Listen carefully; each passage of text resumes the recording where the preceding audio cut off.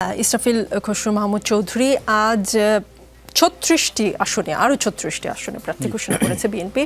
আজকে সংবাদ সম্মেলনে মহাসচিব মির্জা ফখরুল ইসলাম আলমগীর প্রার্থীদের নাম ঘোষণা করেন। মির্জা ফখরুল ইসলাম সাহেব বলেন যে যেসব আসনে প্রার্থী ঘোষণা করা হয়নি সেসব আসনে জোটের সঙ্গী দলগুলোকে ছেড়ে দেওয়া হবে, এটা আরও পরে ঘোষণা করা হবে। আর যেসব প্রার্থী অলরেডি ঘোষণা করা হয়ে গেছে সেখানে পরিবর্তনের সম্ভাবনা খুব কম বলেও তিনি জানিয়েছেন।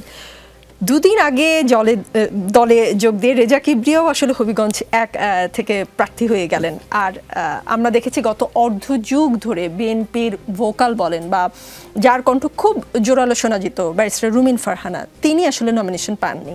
তার অপরাধ কি তিনি নারী নাকি আসলে বিএনপির সিস্টেমটা এইটা দুদিন আগে আসলেও পেয়ে যাবে, আবার বছরের পর বছর কাজ করলেও পাওয়া যাবে না? বিষয়টা এরকম। ইলেকট্রাল স্ট্র্যাটেজি তো কোনো ফিক্সড স্ট্র্যাটেজি নাই, স্ট্র্যাটেজি ফ্লেক্সিবল, এখানে অনেক কিছু বিচার বিবেচনার বিষয় আছে। হ্যাঁ, এবং এখানে যেটা আপনি জানেন প্রতিটি এলাকায় কিন্তু একটা সার্ভে হয়েছে, সার্ভে ক্ষেত্রে নাম্বারস দেখে আমরা কিন্তু দল কিন্তু ডিসিশন নিয়েছে কাকে কোথায় প্রার্থী করা যায়। এখন অনেক প্রার্থী কিন্তু ঘোষণা করা বাকি আছে। সো এটা আমার দলের একটা প্রক্রিয়া আছে, প্রক্রিয়ার মাধ্যমে হচ্ছে এবং পর্যায়ক্রমে দেখছেন কিন্তু আমরা বিভিন্ন ধাপে ধাপে কিন্তু আমাদের প্রার্থীদেরগুলোকে ডিক্লেয়ার করা হচ্ছে এবং যেটা বললেন অ্যালায়েন্সে যারা আছেন তাদেরগুলো ভবিষ্যতে আসবে। কাজে এখানে এমন কোনো স্পেসিফিক কোনো কারণ নেই। কারণটা হচ্ছে এখানে বেসিক্যালি অনেক মাঠ বোঝা, মাঠের অবস্থান অনেক কিছু আছেন যেটা পর্যালোচনা বা যেটা বিভিন্ন অ্যানালিসিস করা হয়, বোঝা হয়, তাহলে ওটার ভিত্তিতে ডিসিশন দেওয়া হয়। সো আমার মনে হয় না এরকম কিছু আছে এবং আমি আশা করি এবং ক্যান্ডিডেট সিলেকশন তো কোনো দলে 100% পারফেক্ট কখনো কোনো সুযোগ নাই, কিন্তু যতদূর কাছাকাছি যাওয়া যায়, ঠিক আছে, কিছু ব্যত্যয় থাকতেই পারবে এবং ব্যত্যয়গুলো ভবিষ্যতে দেখা যায় অনেক ক্ষেত্রে কারেকশন আসতেও পারে।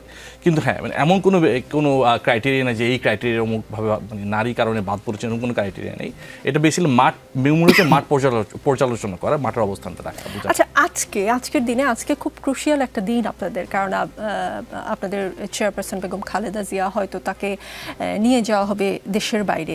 আজকের দিনে প্রার্থী ঘোষণাটা আমি বলছি না যে এটা দৃষ্টিকটু বা এমন কিছু বলছি না, কিন্তু মনে হয়েছে যে সব কিছু ছাপিয়ে বিএনপি কি এমন প্রমাণ করতে চাইলো যে বিএনপি নির্বাচনেই আছে, নির্বাচনী কার্যক্রম চালু থাকুক, তফসিলটা দ্রুত ঘোষণা হোক। এটা কি সরকারের উপরেও এক ধরনের মনস্তাত্ত্বিক চাপ তৈরি করার চেষ্টা কিনা যে আছি আমরা বিএনপিতে?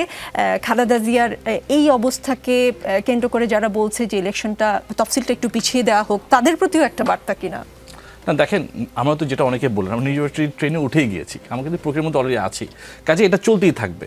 হ্যাঁ, এবং যেটা আপনার গত 3 থেকে 4 দিন যদি দেখেন আমাদের দলের কার্যক্রম বলেন সব কিছু বলেন, আমরা কিন্তু খালি আমরা দল না, পুরো বাংলাদেশের কিন্তু নজরটা হচ্ছে এবারকে হাসপাতালে এবং পুরো বাংলাদেশ দোয়া করছেন বেগম খালেদা জিয়ার জন্য এবং ইনশাআল্লাহ উনি হয়তো আগামীকালকের মধ্যেই হয়তো বিদেশ গমন করবেন উন্নত চিকিৎসার জন্য। তো আমরা সবাই ওনার জন্য দোয়া করছি। আমাদের আজকে যে প্রার্থীদের ঘোষণা হচ্ছে it is just part of the process, এমন কিছু আমি মনে করি না, এটা অন্য কিছু আলামতকে ভাবার কোনো কারণ নেই। এটা জাস্ট পার্ট অফ আমাদের নির্বাচনী প্রক্রিয়া যেটা আমরা ধাপে ধাপে দিচ্ছি এবং ভবিষ্যতে কিন্তু আমরা কিন্তু কদিন পর নিশ্চয়ই আরও কিছু ক্যান্ডিডেটকে ডিক্লেয়ার করা হবে। কাজে এই প্রক্রিয়া কিন্তু চলতে থাকবে। সো এখানে আমি কোনো সম্পর্ক দেখছি না, টু বি অনেস্ট। জি।